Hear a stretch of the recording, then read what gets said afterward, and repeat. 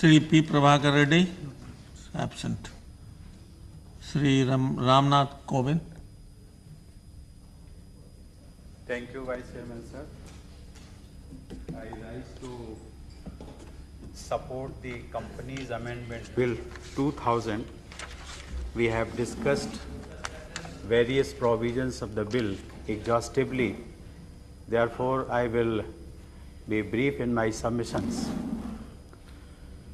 Sir, the proposed amendments, most of the proposed amendments are based on the recommendations of the Standing Committee report. We know that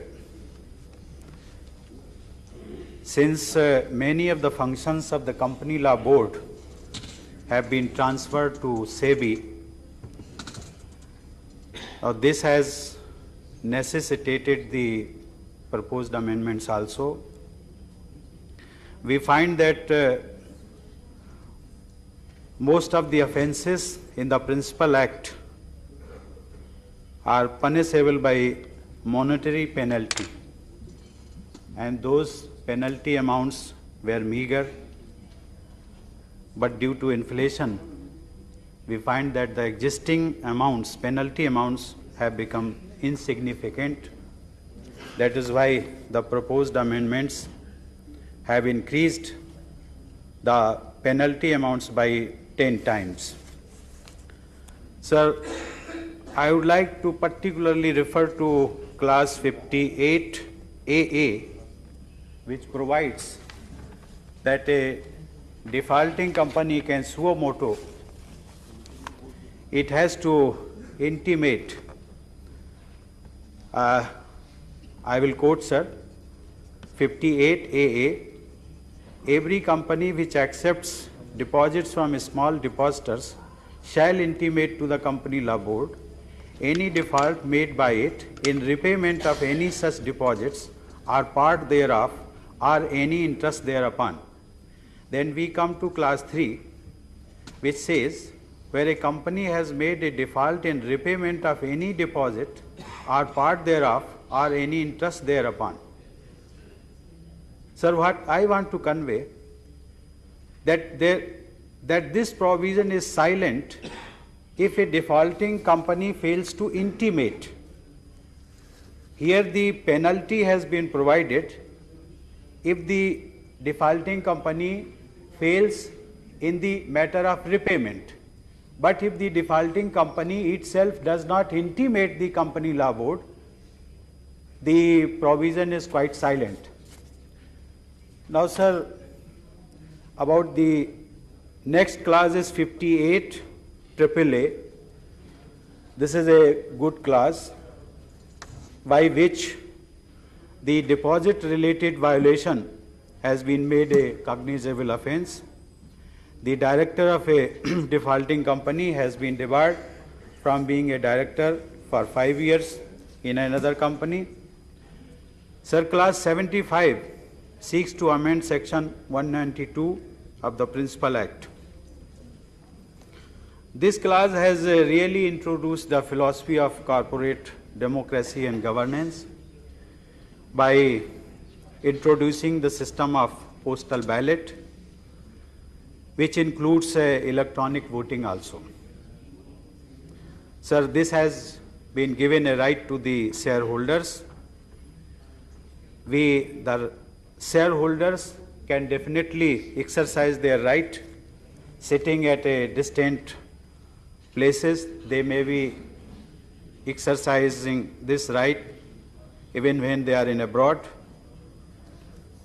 Sir, there is a provision regarding director's responsibility statement. Every director is obliged to file an annual statement about his responsibility statement. But sir, this responsibility statement restricts itself to the financial compliance.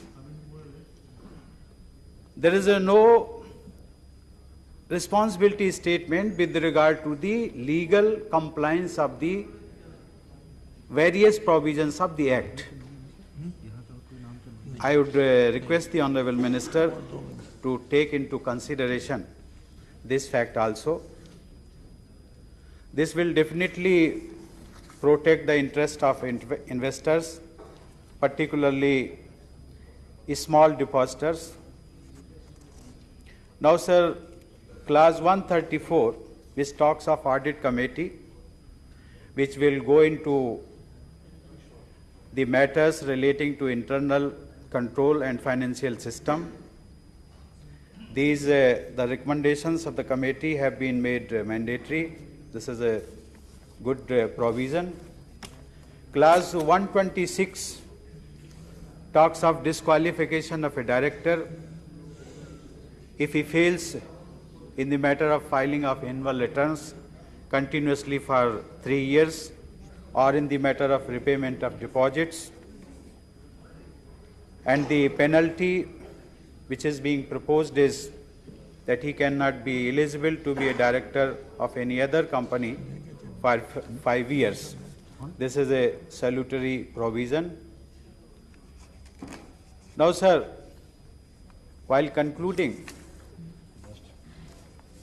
I am of the opinion that the bill, after its passage, will definitely bring a new era of corporate governance.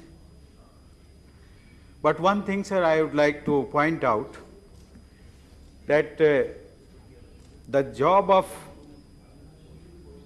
compliance of the Act, which has been entrusted to the Registrar of Companies and the Company Law Board. But the mechanism or the administrative and disposal machinery which is available with these two authorities